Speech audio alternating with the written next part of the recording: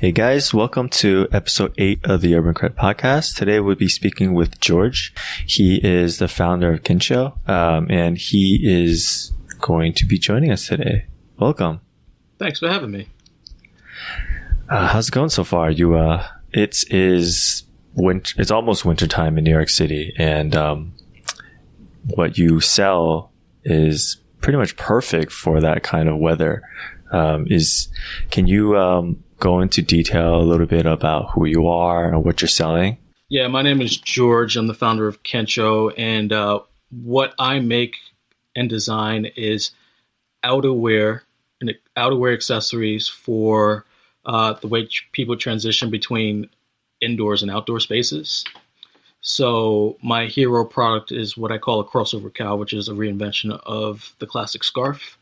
And it's designs for, just as you say, for cold weather, and mostly during cold weather environments, you have to layer. And the problem with layering is that you have to layer up and layer down constantly as you go from indoors to outdoors.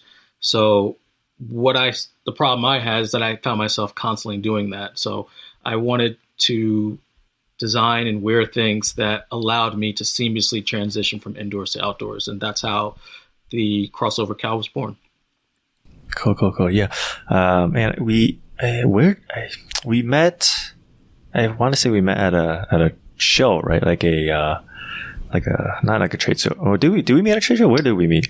I think it was at Liberty. Yeah, Liberty, right? Trade show, yeah. Yeah. So Liberty is a trade show at least we met in New York City. So it was a show showcasing men's accessories and clothing and things like that. And we met on the trade show floor. He had a booth, and I thought that his stuff was really cool and really interesting. It is a cowl, but for the people who don't know what a cowl is, it is like a rectangular piece of material, but you wrap it around your neck, so it is a piece where it is convenient to put on and put off, take off. The material and the colors are set up in a way that it feels, good. It doesn't scratch against your neck. It's warm, and the colorways look really good because the material and how he's designed the material and the patterns really kind of fit with what you're wearing. It's not just like those very thin scarves you get like from H&M or whatever, but it's like quality, you can feel it. It looks good, and it really does keep you warm, because I feel like when you're dressing up or getting ready to hit the town or go out, it's always the neck that's bare, and sometimes those thin scarves that they kind of say, oh, it's wool, it's going to keep you warm. It doesn't really do that. So I feel like what George here has created is like a really interesting twist on that formula, and creating a product that really, really works and really keeps you warm. And again, it makes you look good while you're doing it. So, before we go any further, how, like, the name that you thought of for this brand, Kynsho, is a very interesting name. Like, how did that come about? So Kynsho means in pursuit of personal progress in Zen Buddhism. Mm-hmm. I don't know if you can tell, but my grandfather's Chinese. You can't tell from my voice, but he's Chinese, and I spent some time in Asia. And when I was out there, so I've always been around Eastern philosophies, and I don't prescribe to any one religion. But when I was out there, after doing my Eat, Pray, Love thing, and spending some time with reconnecting with myself, I knew I was going to start a company. And through the process of figuring out what that was while I was in Asia, a lot of people in Southeast Asia practice Buddhism, and Buddhism isn't something that you believe in. It's something that you do every day. And that fit very much in line with the way I was living and working. The idea of Kynsho is it's an epiphany or an awareness of your true self on what your purpose is. And once you identify that purpose, you're supposed to spend every day trying to get back to that epiphany, so ultimately you can grow and evolve to reach your full potential. So once I discovered that that was my full intention, and I wanted my brand to fully encompass that philosophy. It's not about what you're wearing, it's about what you're doing. So everything that I make is very purposeful and intentional, and it's not necessarily about how it looks, it's more about how it makes you feel. And by wearing anything that I make, anything Kynsho, it's supposed to aid you reach your full potential in whatever it is you're trying to achieve throughout the day. So it's a daily reminder of the intent and ambition for what I do and what I make. Yeah, that's cool. I can definitely see that through the products that you make. Even here at UrbanCred, that we definitely agree and believe that the things that you wear and the things that you use don't necessarily make the man 100%, but it is part of the person, right? It represents the person, but also it's not just there for show, right? It's supposed to supplement the person to help them reach their goal in life. So if they wanted to be, if they wanted to be an entrepreneur, or if they wanted to find a steady job that pays well, or if they're an artist, or if they're a creative, it doesn't matter what their goal is. I feel like sometimes you just really want to focus on that goal, that light at the end of the tunnel, and to have products that do what they say they do without falling apart or giving way halfway there is pretty essential, right? So I think that it's really interesting, because what you mentioned about Buddhism and finding one's true self, a lot of people have struggled with that, getting out of college or even in the workforce right now, because of ever-changing situations in their lives, such as COVID-19. Some people, for example, maybe like a comedian, right? Or someone who does stand-up shows, they have booked nights, but suddenly COVID hits, and then now they're out of a job. People are always, lives are in flux, so people are always thinking, what's next?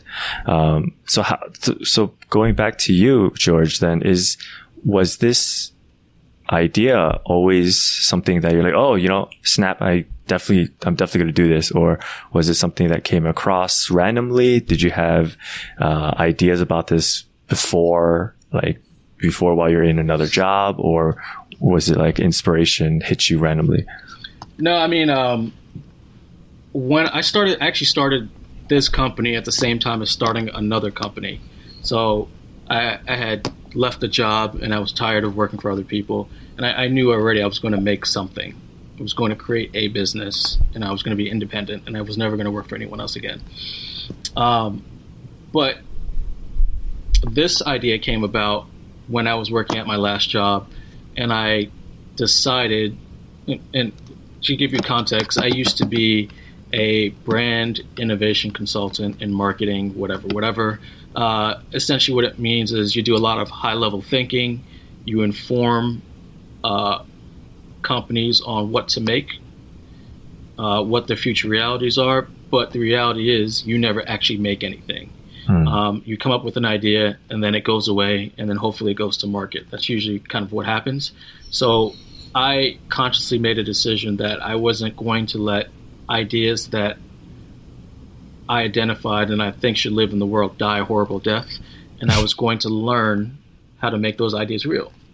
So part of that process was about teaching myself how to design, and it wasn't like, I'm gonna become a graphic designer or whatever else. It was, no, I literally want to know how to make a physical product so that I can express an idea. So basically, I tell you that because I went on a journey to teach myself how to design. That meant learning how to do woodworking. It meant learning how to weld. It meant learning how to sew. All these random different ways of expressing ideas in a tangible way were things I just started to do. So I tell you that because all of that culminated in me learning how to build a motorcycle at the end of the day. So I built a custom bike.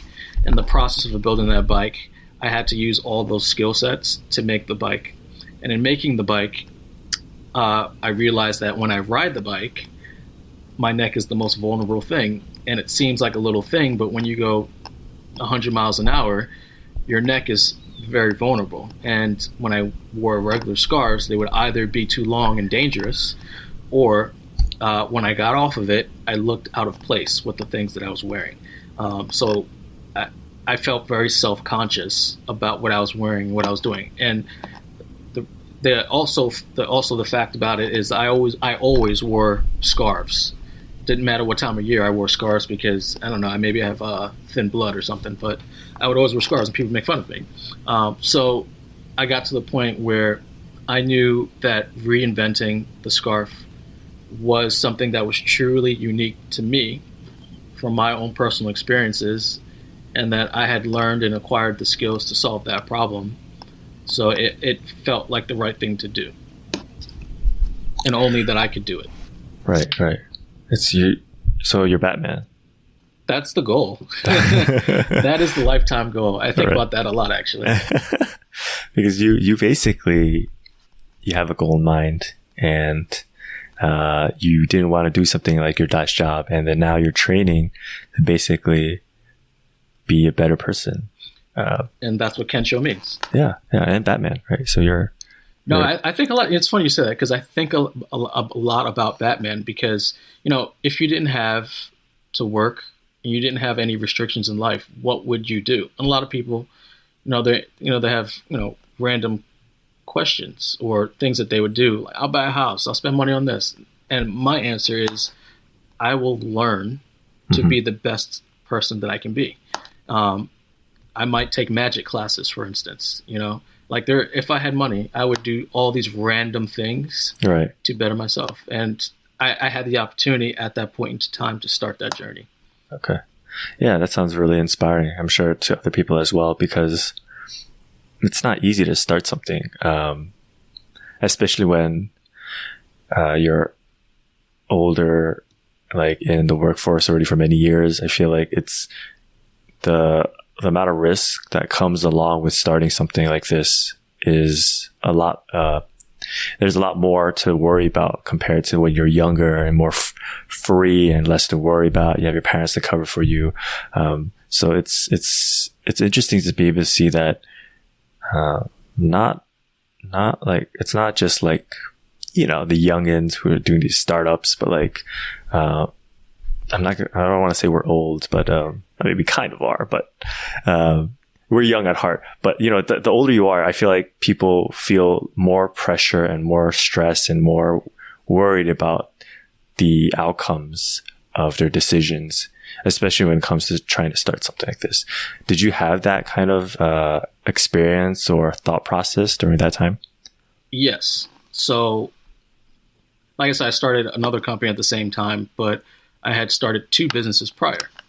And the reality is, I was not ready to run those companies because I wasn't ready for the responsibility of those companies. And when I say that, being responsible for the livelihood of other people, managing day-to-day things, being in control of your time. So when I started this company, I was fully ready to commit to being responsible. I take the responsibility of people's livelihoods very, very seriously. And it took me a while to get there. So in my first company, I designed hats. It was a good company. It did well. I peaked very early. It did it in high school, got me to college, whatever. But at the end of the day, I didn't want to have to be responsible for people getting paychecks. So I ran away from it. I sold it. I was like, I just want to go have fun. I want to party. I want to meet girls, blah, blah, blah. I did that, 19, 20 years old. But now at the point where I have to, it's not about being committed to other people. It's about being committed to myself. Like, I'm fundamentally ready in my mind to reach my potential. And I'm, at the end of the day, and this is a weird way to think about it, but when I started the company, I was being truly selfish for the first time. Like no qualms about it. I was cutting out anyone who was starting a business. I was like really reassessing everything in my life, from minimizing to what I wore, to what I carried, to who I spoke to what I ate. Everything was a reset. And it was fundamentally important for me to be truly selfish about that, so that I could be selfless and to give people what the maximum of myself. So in starting the company, I had felt a really big void in my life where I wasn't committing myself to 100% of being the best at what I was doing. And, and that would show up in different aspects of my life. At work, I was only good when I cared. Relationships, I was only committed when I didn't have distractions. But when I started this company, I was 100% committed to achieving an end goal. And that goal is still true today. But the bike was a big part of that process. I wanted to design, build, and ride this bike that only existed in my head. And no one was going to do it except for me, because no one else could convey that idea. So Kynsho is just an expression of who I am as a person. It's an expression of me being fully committed to seeing an idea and realizing its potential. So everything you see that I do at Kynsho should tell you a story or an aspect about myself, from the quality of materials to the logo to the brand identity. Like every touch point, anytime you come across my brand, it should tell you a little bit about me and the way I think about the world. But you should also feel like you're a part of that story, because you're learning different aspects about the brand, about the product, and then about myself. Wow, that's real deep, dude. So like that's man, that's crazy. Like, gotta unpack that. Is it like you mentioned that you started 2 companies prior, right? And you mentioned that it was a lot of responsibility. It was something that you weren't really ready for at that time.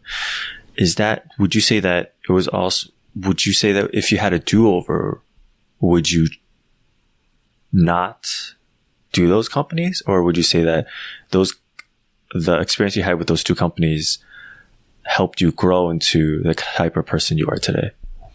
Yeah, and this is a whole philosophical thing again. Mm-hmm. Like, I don't look at the past. Right. I look at the present moment, and I can only grow from my past experiences so that I can be fully present right now. So I'm actually very thankful. I couldn't be where I am today without those experiences, because every time you fail, and I wouldn't say I failed, right? I was learning. Yeah. And I was like, oh, okay, I don't want to do that again. Or okay, I would do that differently. So that collective experience has led me to this point. So I'm very thankful for all the ups and downs, because it wasn't an easy process. Because I always knew I wasn't meant to work for other people, but I had to go work for other people to understand that I didn't want to work for other people. Right. And what it took to work for myself. And you have to be able to watch other people who are good at that. And you have to be able to say, okay, I'm just going to observe for a little bit. I'm going to learn to take direction. And then I'm going to learn what is important about myself and what I need to be successful. How do I thrive and show up every day fully as myself? So I don't know, people, your audience can't see me, but I usually wear very expressive clothes in some form or fashion. George is naked right now. No, I'm just kidding. I really thought about it, but there's a thing about creating a culture and identity that's unique to you, and sometimes when you work for other people, you show up in the world, you have to conform to the expectations of the outside world. And this company is me putting a point of view on the world at large. It's my point of view. It's my perspective on how I move and how I live.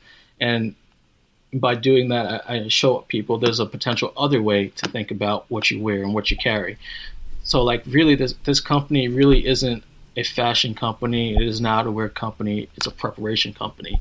The true intent is to enable people to be prepared for the unknown. And by getting dressed every day and be considering about what you wear and what you carry, it allows you to be prepared for what might ever happen throughout the day. So for me, I look at the weather a lot. And, the reality is that no matter where you live in the world, the weather changes every day. It doesn't matter. It's never the same. But at the same time, we as people are expected to be prepared for those unexpected things in the weather. For me, and this is a side story, as a kid, I had a 2-hour commute every day to school.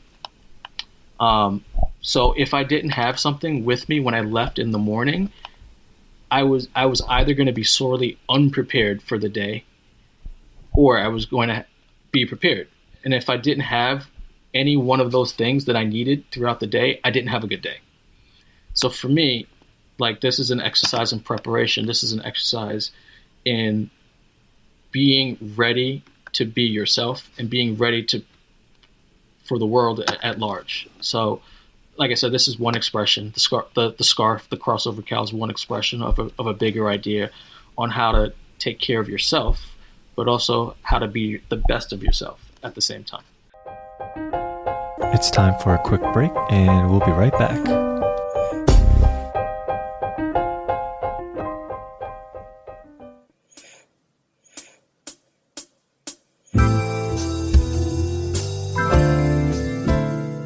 Hey there, thanks for listening. I hope you're enjoying this episode so far.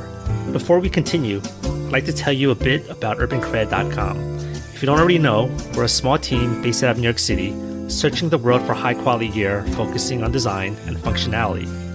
Being someone who's always on the move, whether for school, work, or travel, we understand the necessity for your stuff to not break down when you need it the most.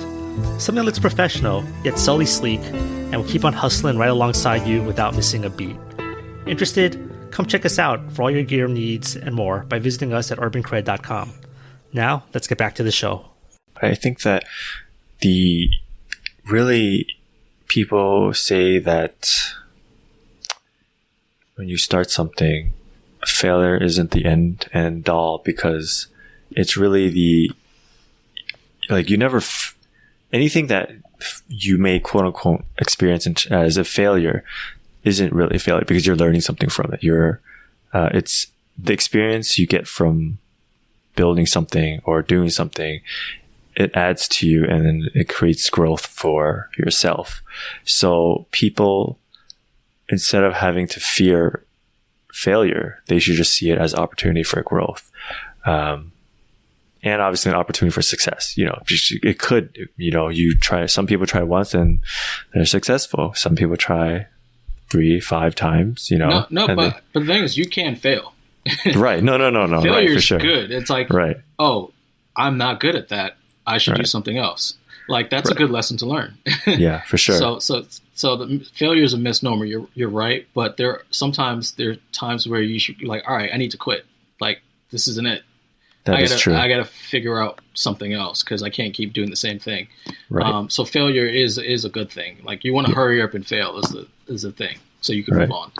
Yeah, actually, I totally agree with that, because I think that prior to UrbanCred, I spent I want to say 6-7 years on my first business, and that rings really true, because I kind of stuck onto that business for a little bit too long. I should have switched earlier, is what I always say, but that's a good example of failing faster, because if you come to terms with your own failures, then well, I can move on to the next thing. Or it's kind of like breaking up with your ex, then you move on to the next best thing, maybe after a rebound, but it's really just, life's about failure, and then failing is good, so it's always, people shouldn't be afraid of it, just always learn from your failures and then just move on to the next thing. And it's definitely not, like, George and I are not saying that it's easy.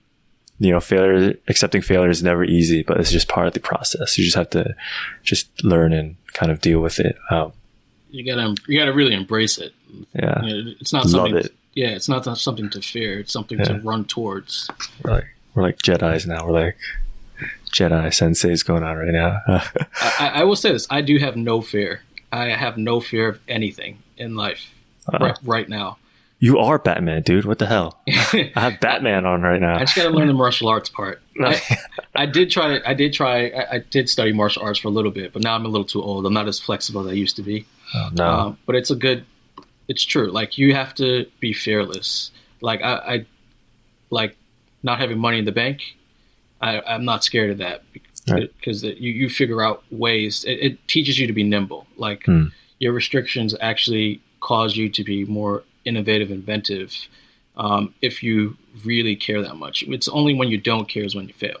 Yeah, true. I mean, there's a reason why people with large pockets or a lot of money may fail, because they spend money too much money, right? Or they're a little bit too free in terms of how they deal with certain situations.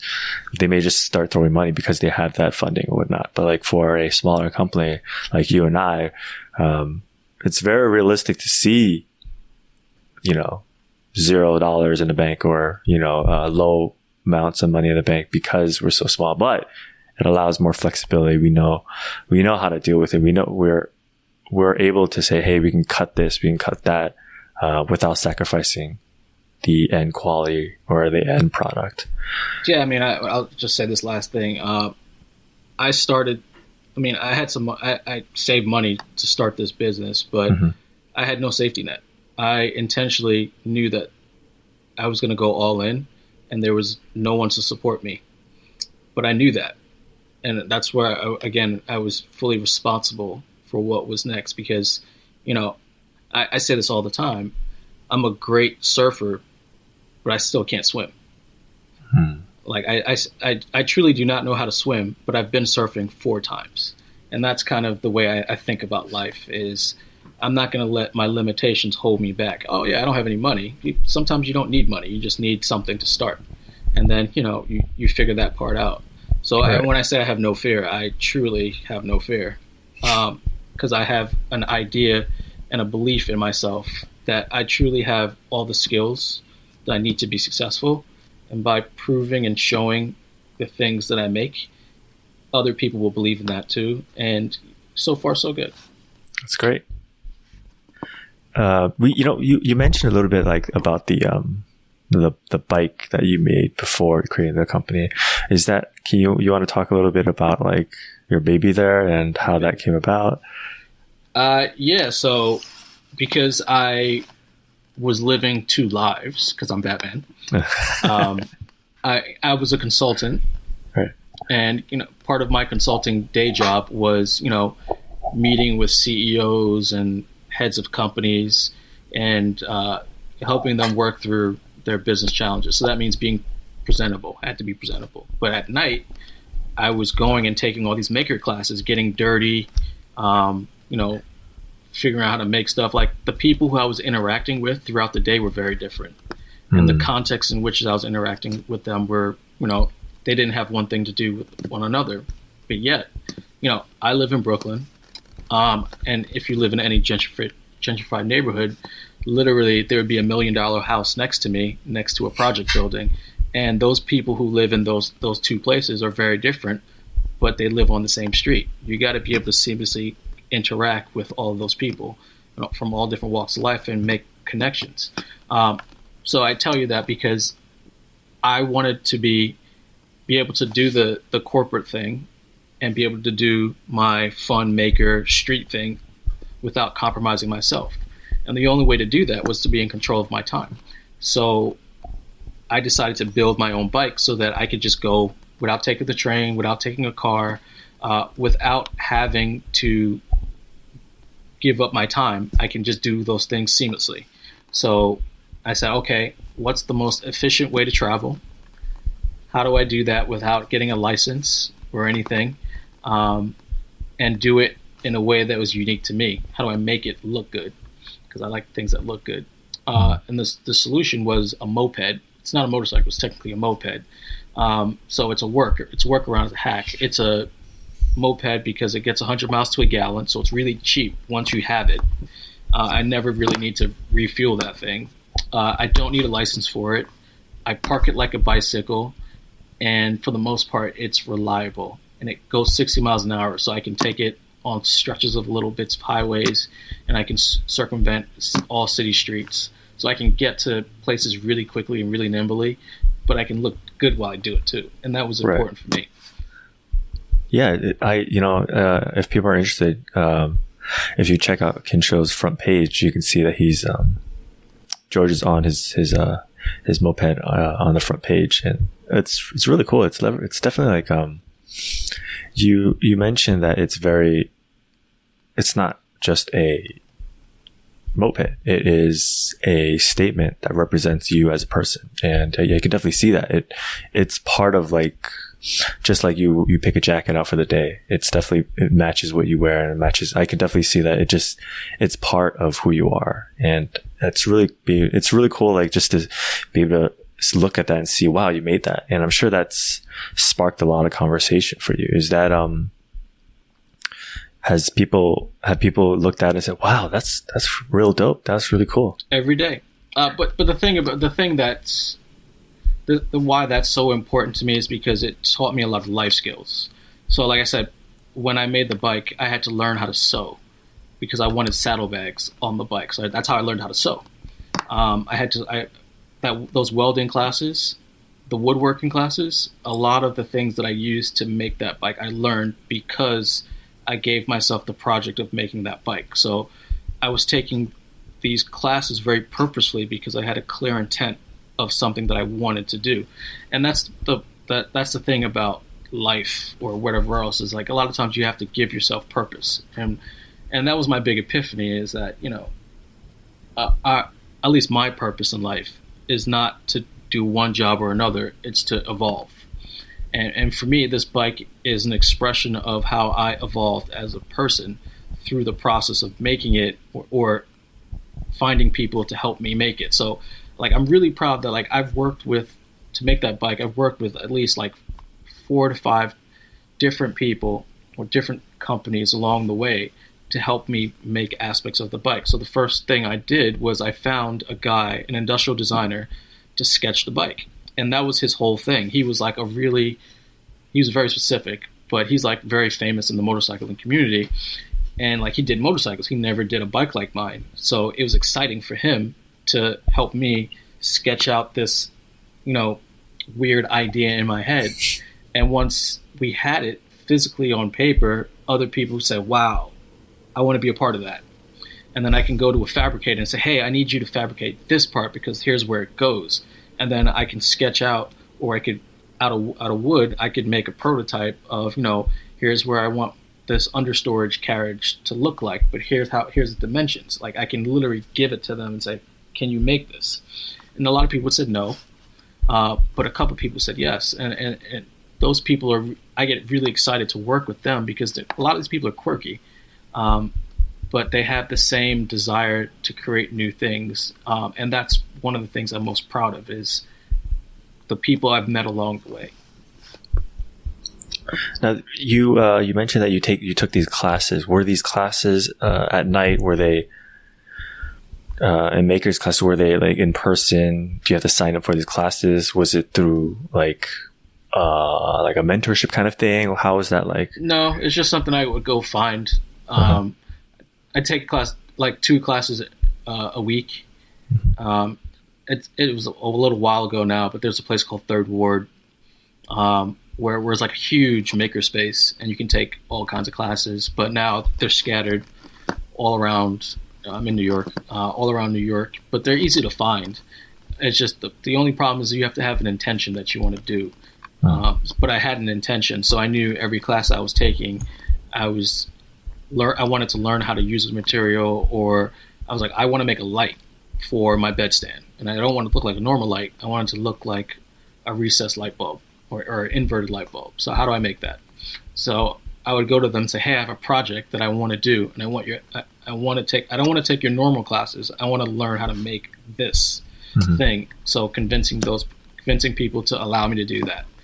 Also, it is like, that's not what they do. That's not how classes work, but that's what I wanted to do. So finding people in each of those cases to do that, again, was part of the process. And those are life skills to become a CEO, because when you get to a certain level, your job is no longer to make stuff; it's to convince other people to make things in service of a bigger idea, and that's what I had to do very early on.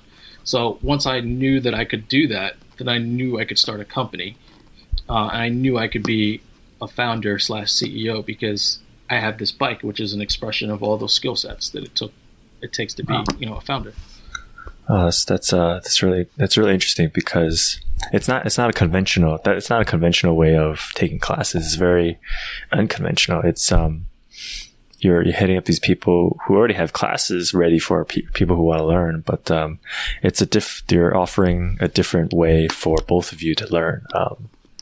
So it's definitely interesting because a lot of people say just go take classes, but what does that mean, right? So it's definitely a way to approach that that people probably haven't taken into account. And I think that goes into also like mentorship, just because, some people may offer mentorship or some people may offer help in the traditional sense, but maybe like if we use George's approach, then maybe we can find a different way to benefit, more so benefit both, but it will perhaps give you a different way to reach what you want to achieve. So that's really interesting. Now, going back to the main product line you have these cows, these crossover cows. Is how many types of like when you started off, was it just one like cow that you created and you sold, or was it like a different types and different colors?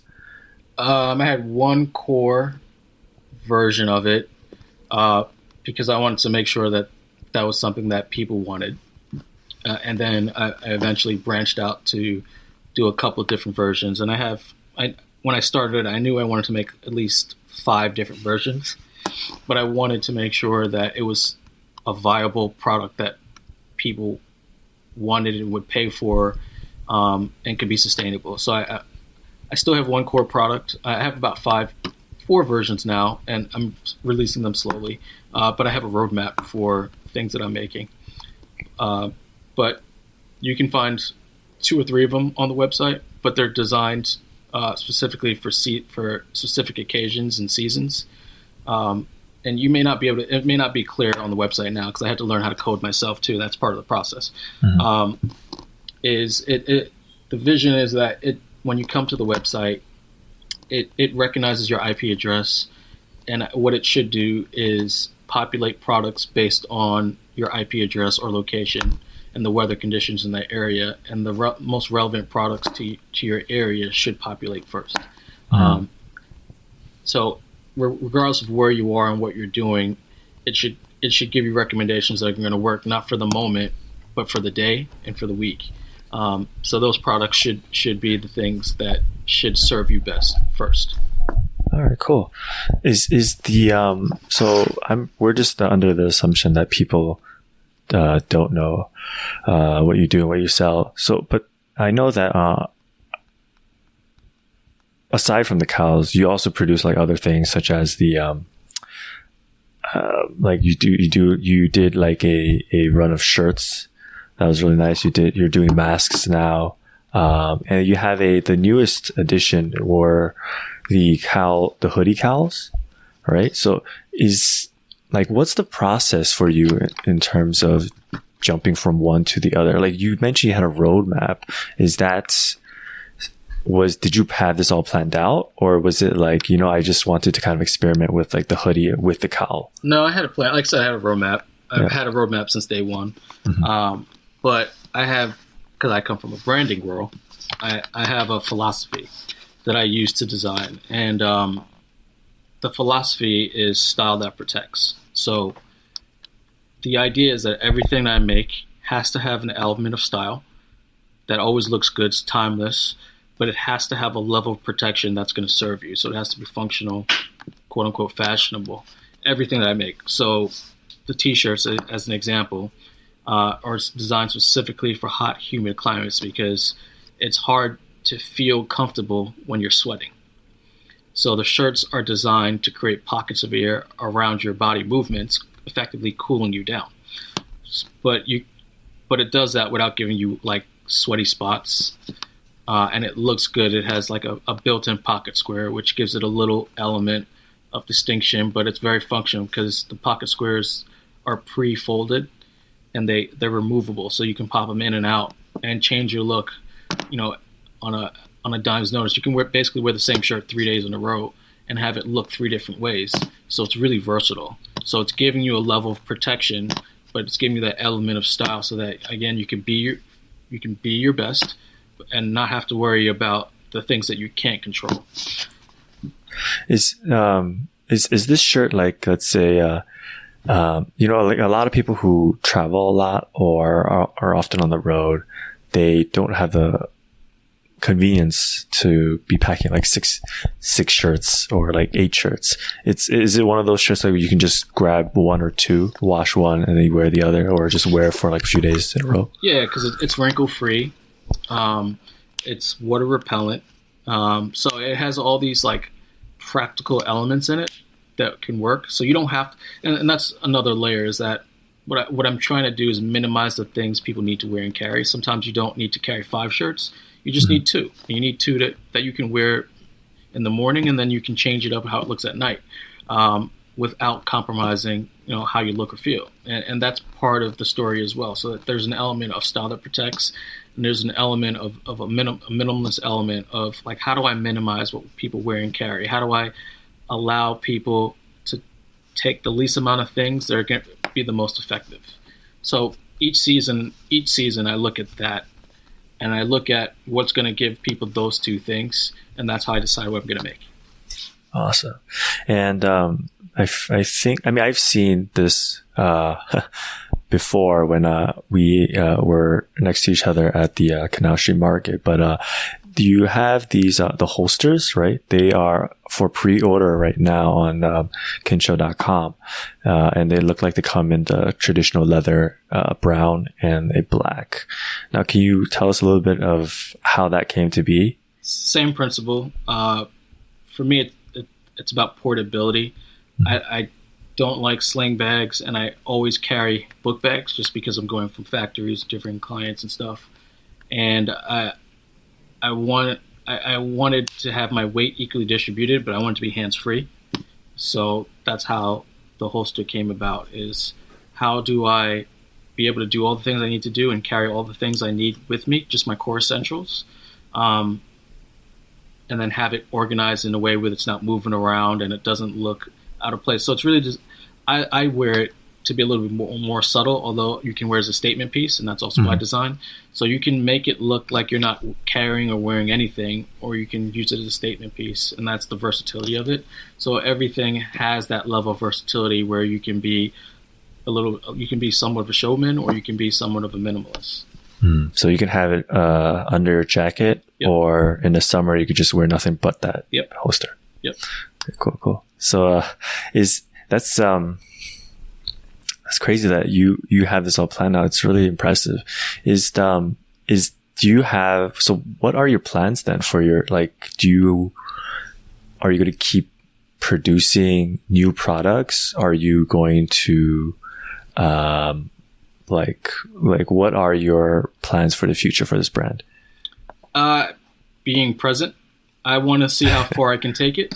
I'm just going to keep making the things that I want, the things that I need, because it's really for me. Right. And as a result, other people like and desire those same things. But I really just more look at what are the things that are missing in my life that I want to see in the world. And especially as I get older now, like, things aren't designed for people of a certain age anymore.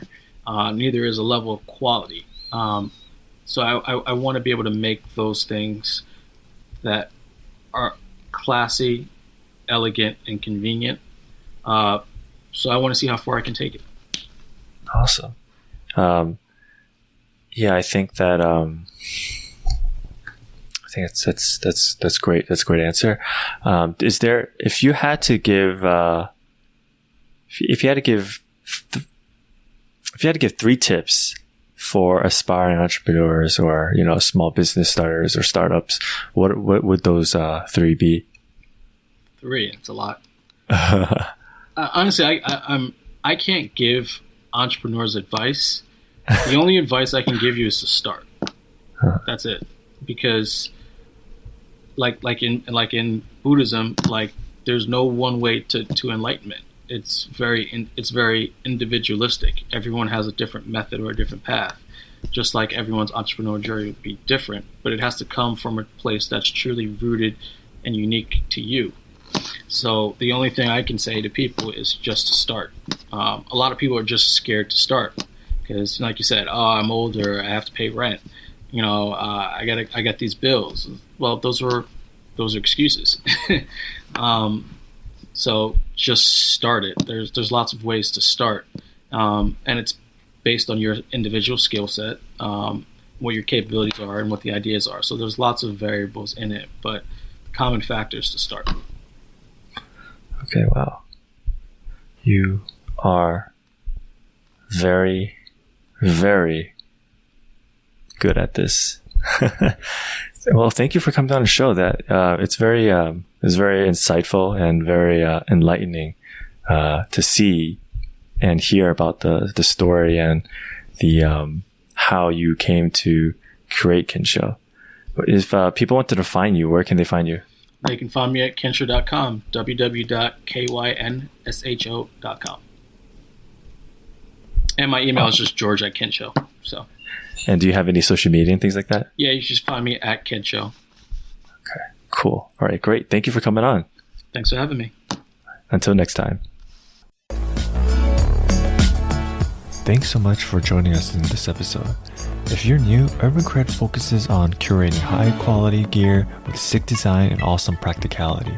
See more at UrbanCred.com. If you like what you hear, show some love by leaving a review. It's a huge help to us in getting more people to hear these stories and also encourages us to keep on hustling. Many thanks to Admiral Bob Grapes and Rachel K. Collier for the awesome music and soundtrack. Thanks for listening, and we'll catch you next time.